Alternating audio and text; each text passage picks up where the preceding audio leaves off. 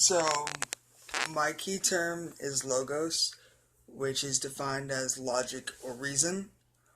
Logos goes way back, even to times such as the Romans back in 300 BC or so. People like Cicero, Quintilian, Aristotle, and many more use this form of rhetoric. And rhetoric, throughout my studies, I've come to the conclusion that rhetoric is a study or understanding of language.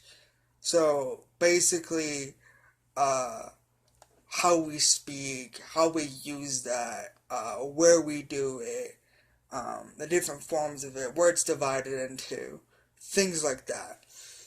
Logic or reason, logos or reason or logic, which is kind of like loosely translated to, has been an important part of rhetoric for centuries. Even if it wasn't spoken, logic and rhetoric is highly regarded. One doesn't just blabber about without reason. Even though many rhetoricians and philosophers denied certain aspects of the canons of rhetoric, no matter how they said it, logic was a key term for them. The canons involved things like invention, memory, style, arrangement, delivery, and some people preferred arrangement, some people preferred invention, some people preferred style, delivery, but in all of these things, logos is used. There's some form of reason or logic or formulation as to how we have those things or to which they work.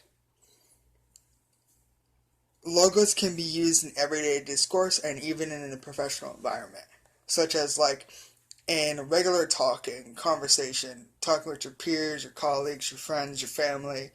You use logic, you use reason, you have some form of way you talk. Um, and in like professional environments such as like your workplace, your job, the president uses logos in his speeches, um, and like in the UN courses and cases and and anything to do with law. There's some sort of logic or reason involved in that. uh, Logos is used by a few rhetoricians such as Aristotle, Ramus, and a lot of one of the key forms of like rhetoric was used during the Enlightenment. Logos is one of those, and these people use this form of logos and rhetoric to help bring them to a closer absolute truth. During the Christian time period in Rome, St. Augustine revitalized rhetoric for the Christians by using logos in a letter to convince them that rhetoric was an okay thing to use. A lot of people, a lot of Christians in that time period really felt that rhetoric was evil, it was wrong, it was used for the pagans and heathens. But Augustine realized, no, rhetoric can help them spread their Christianity, their faith, and he used this sort of reason, this logic, to convince them that, we can use this. How does logos not contribute to rhetoric? Logos is mainly logic and reason.